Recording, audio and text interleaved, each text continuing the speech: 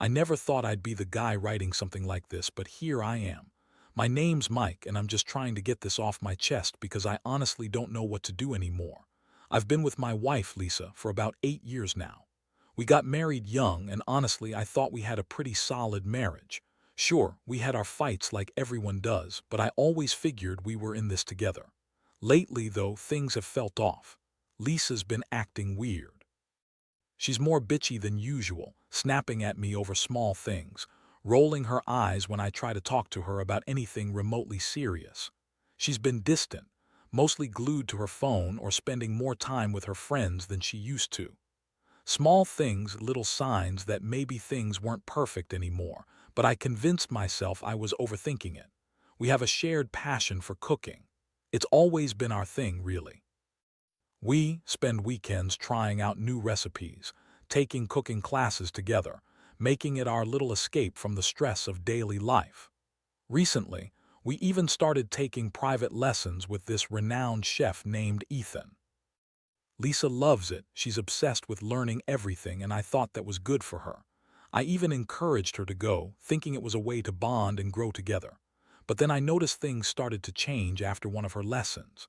She'd come home later than usual, smelling different, like she'd been somewhere else. She'd brush it off outright, calling me paranoid or jealous. She'd say, "It's just a lesson, Mike, relax. You think I'd cheat on you?" I'd laugh, but deep down, I wasn't so sure anymore.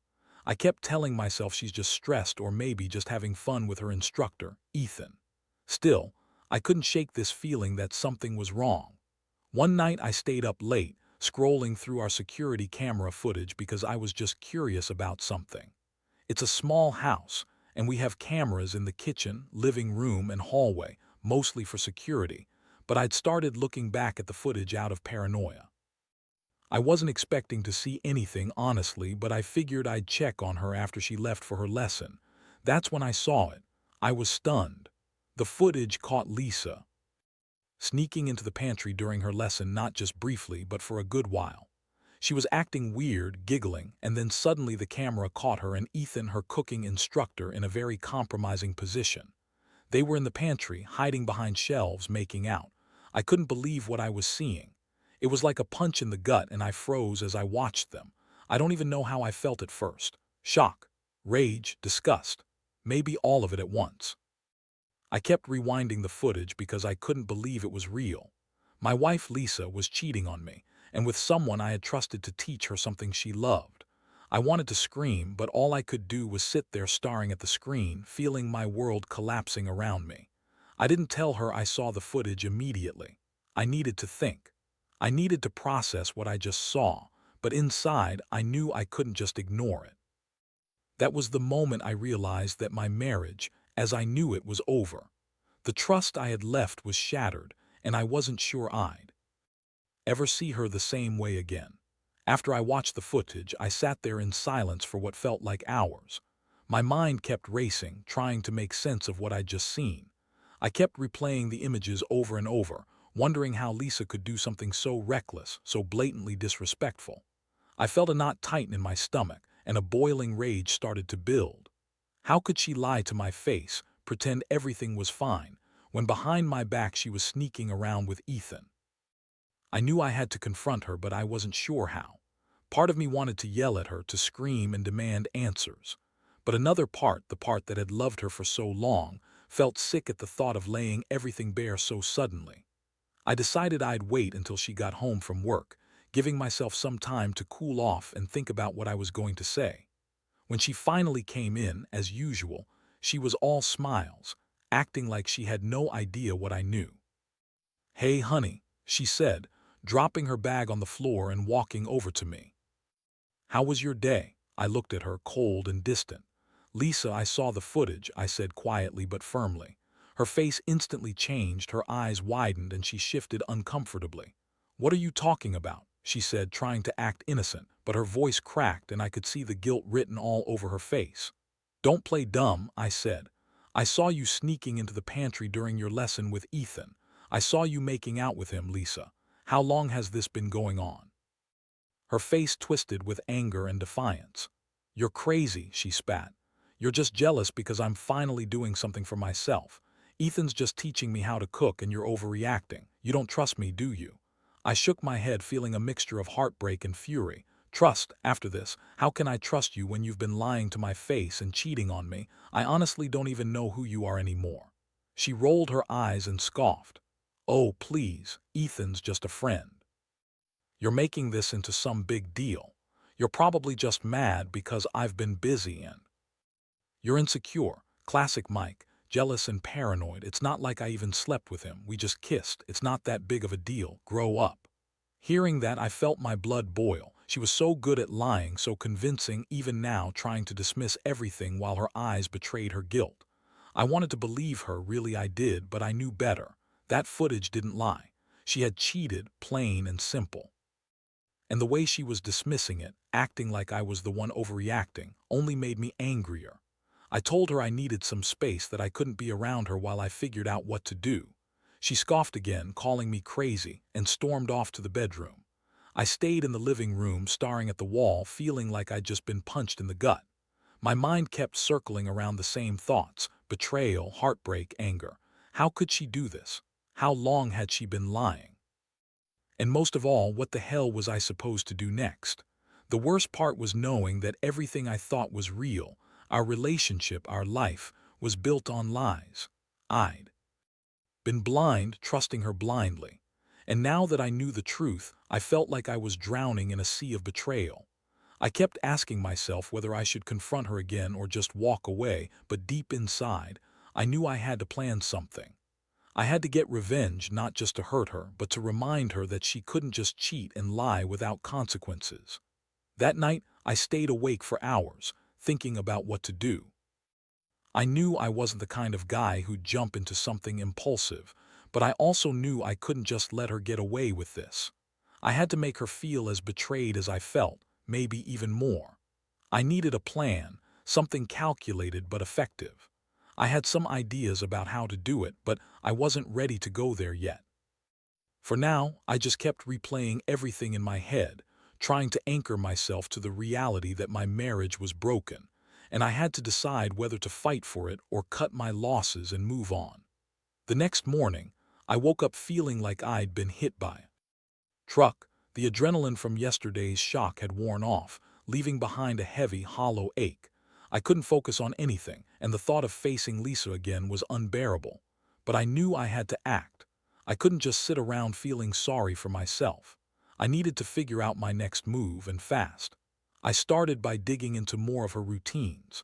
I checked our security footage again, this time paying close attention to her habits during the day.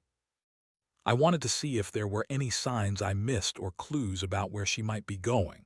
It wasn't long before I noticed something strange.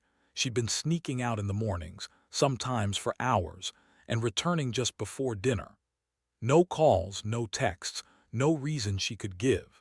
She'd always been a bit secretive about her phone, but now it seemed like she was hiding something even more.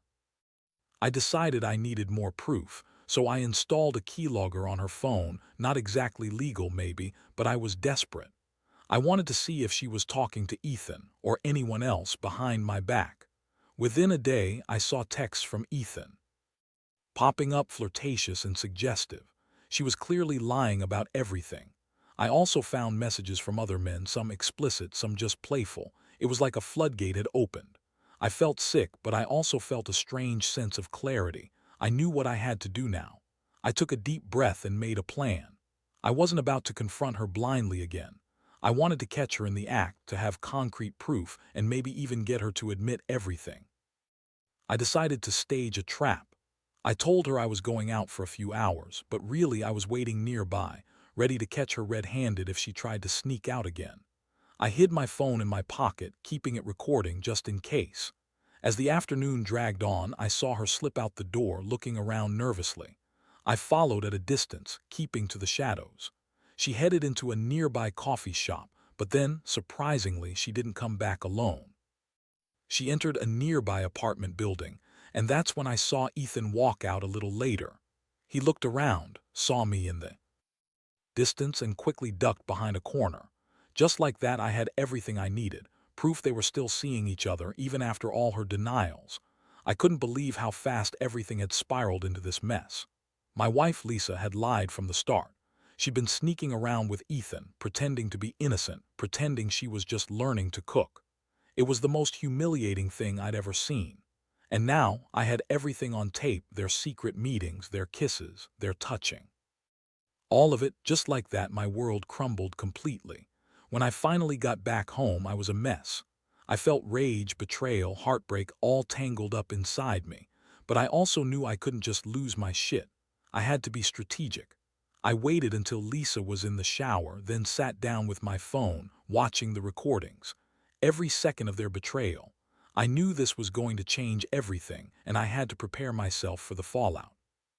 I didn't want to just blow up and yell, even though that urge was strong. I needed to confront her properly with all the evidence and decide what I was going to do. That night I made a decision. I'd confront her, but I'd do it on my terms. I was tired of her lies, tired of her acting like she was the victim. I wanted her to understand she couldn't keep doing this and get away with it. I knew I had to be calm, calculated, but also firm.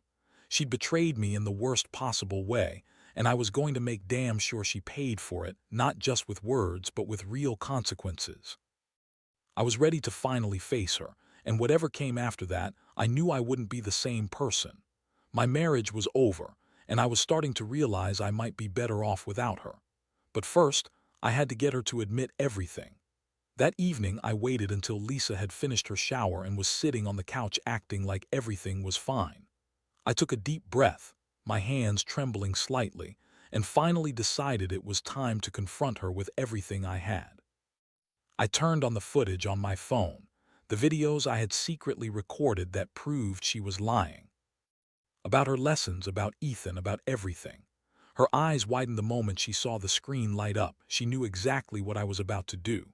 "So what's this?" I asked, voice cold and steady, holding the phone out toward her. "You've been lying to me all this time. I followed you today. I saw Ethan leave that apartment, your little secret meetup. How long has this been going on, Lisa?" Her face turned red, then pale. She tried to deny everything, but I wasn't buying it. She clenched her fists, huffing out a laugh. "Oh, come on, Mike. You're overreacting. That's just Ethan. We're just friends. It's not like I slept with him yet. And you're crazy if you think I'd cheat on you over a stupid cooking lesson." "No, I think you're lying," I said, voice rising. "You've been sneaking around behind my back for months. I saw the texts. I saw the kisses in the pantry. You've been lying this entire time, pretending to be innocent. And you're trying to act like it's no big deal." She scoffed, crossing her arms. "You're just jealous, you're insecure. Maybe if you'd paid more attention to me, I wouldn't have needed to look elsewhere." I clenched my jaw, feeling the hot surge of anger. "Jealous? Seriously? You're the one cheating, not me, and I don't think I could ever forgive this. How long has this been going on, and how many other guys?" She rolled her eyes. "You're so dramatic. Ethan's just a chef. I'm not some slut, Mike. I'm tired of you accusing me of cheating every time I do something I like. You're controlling, paranoid, and honestly, I don't know why I married you in the first place." The words hit hard, but I was beyond caring about her insults. I was just tired of the lies, tired of feeling like I was losing my mind. I looked at her, my stomach twisting with betrayal, and finally said, "I want a divorce. I don't think I can stay married to a woman who lies and cheats behind my back. You've broken every trust I ever had." She stared at me, her eyes burning with anger. "Fine, do what you want. That's just great. I don't need this stupid marriage anyway." I felt a strange mixture of relief and heartbreak. Part of me was glad to finally have the truth out in the open, but another part felt like I was drowning. I'd loved her, trusted her, and now I was faced with the reality that everything we'd built was a lie. I was angry that she'd thrown everything away so casually, that she didn't even seem to care how much she'd hurt me. From that moment on, everything changed. I knew I couldn't keep pretending everything was fine. I started making arrangements, figuring out how to end it smoothly, but inside I was seething. I wanted her to feel what I felt: betrayal, shame, regret. I wanted her to understand that her lies and her cheating had consequences. In the days that followed, I was a mess. I stayed quiet most of the time, trying to process what had happened, trying to figure out my next steps. I knew I'd never fully trust her again, and I didn't want to. I'd been so blind, so naive, and now I was left with the aftermath. My trust was gone, and all I could think about was how to get her out of my life for good, but part of me also felt a strange sense of satisfaction. I had caught her, exposed her, and I wasn't going to let her walk all over me anymore. I had the power now, and I was planning how to make her see she couldn't get away with this, not without paying a price. That's the thing about betrayal, it doesn't just hurt, it changes everything. And I was ready to make sure she paid, one way or another. In the days after I confronted Lisa, I felt like I was walking around in a fog. Every moment was a mix of anger, sadness, and a strange sense of relief that I finally knew the truth. But I also knew I couldn't just let her walk away without consequences. I had documented enough to make her realize she couldn't lie and cheat without paying a price. I wasn't about to be some doormat anymore. I started to slowly set my plan into motion. First, I hired a lawyer. I didn't want to rush into anything, but I knew I needed to be prepared for the divorce, for protecting my assets, and for making sure she didn't try to turn everything around on me. It was a cold, calculated move, but I had to be strategic. I didn't want her to manipulate her way out of this, not after what she'd done. Meanwhile, I kept the recordings of Ethan and Lisa's affair on my phone, hidden but ready to use if needed. I was also gathering more evidence, screenshots of her texts, details about her secret meetings, everything I could find. I wasn't just angry, I was determined to make sure she paid for her betrayal. I wanted her to feel the weight of what she'd done, and I wanted to do it in a way that would make her regret ever crossing that line. One night, I decided it was time for a direct confrontation. I called her into the living room and told her I knew everything. I played the recordings again, making sure she understood I had all the proof I needed. Her face went pale. She tried to deny it, but I cut her off. "You lied to me for months," I said, voice steady but cold. "You cheated on me, lied about it, and now you're trying to act like I'm the crazy one. I don't want to hear your excuses. You're done. I want a divorce and I want you out of my house." She started crying, flipping her usual bitchy attitude into tears and pleading. "Mike, I didn't mean for it to get this far. Ethan's just a friend. I was bored, I was frustrated, and I made a mistake. Please don't do this. We can fix it." I wasn't buying it. I looked at her, disgusted, and said, "You lied, cheated, and betrayed me. I don't think I can ever trust you again. And honestly, I don't want to be married to someone who thinks she can just screw around behind my back and then cry her way out of it. You chose to cheat. I'm choosing to end this." As she screamed and begged, I felt a strange sense of calm. I knew I was doing the right thing.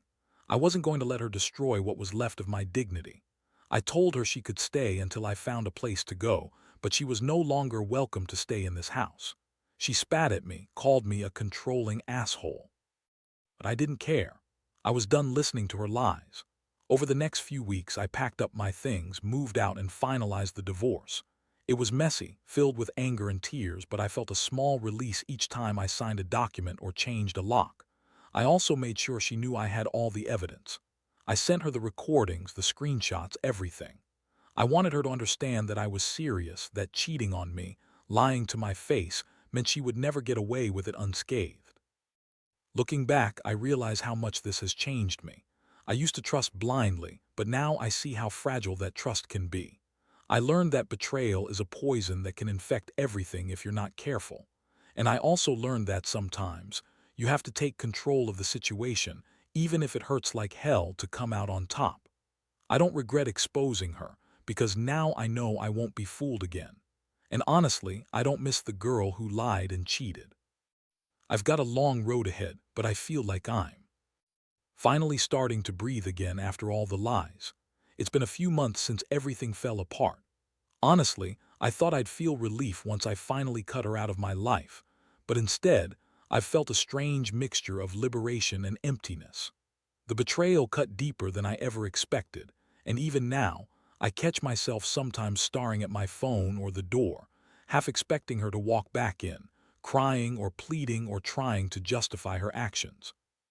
But she's gone, and I've learned to live with the fact that someone I trusted so completely turned out to be someone I don't recognize anymore.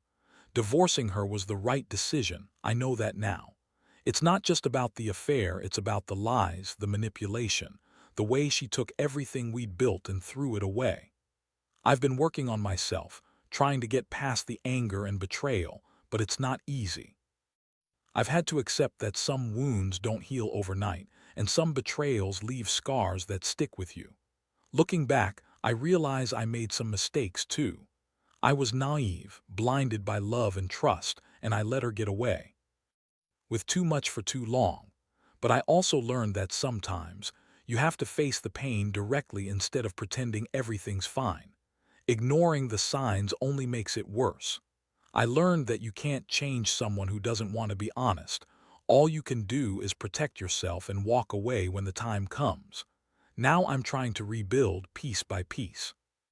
I've started focusing on my career, reconnecting with friends I'd neglected, and surprisingly, I've picked up cooking again, not to impress her anymore, but because it's something I genuinely enjoy. I still think about her sometimes, but it's less about hurt and more about realizing how far I've come. I've learned to trust myself again, to recognize red flags early, and to never ignore that gnawing feeling that something's not right. What I want to say to anyone out there reading this, especially those stuck in a similar situation, trust your instincts. Don't ignore the little signs because you're afraid of losing someone. And if you catch someone cheating or lying, don't justify or minimize it. Cut your losses. It hurts, yeah, it always will, but staying in that kind of toxic cycle will only destroy you from the inside out. Most importantly, take care of yourself. Forgive yourself for the mistakes, learn from them, and keep moving forward. I may have lost my marriage, but I've gained clarity about what I want and deserve. No one has the right to treat you like you're disposable, and no betrayal is worth sacrificing your self-respect. I've come to accept that sometimes the best revenge is simply walking away and showing the world and yourself that you're stronger than the lies they try to feed you. So here I am, finally able to breathe again, finally able to look at myself in the mirror without feeling like I'm broken. It hurts, but it's also a kind of liberation. I hope anyone reading this who's going through something similar finds the strength to do what's right for them. Trust your gut, stand your ground, and never settle for being second best. Life goes on, and I believe that eventually it will get better.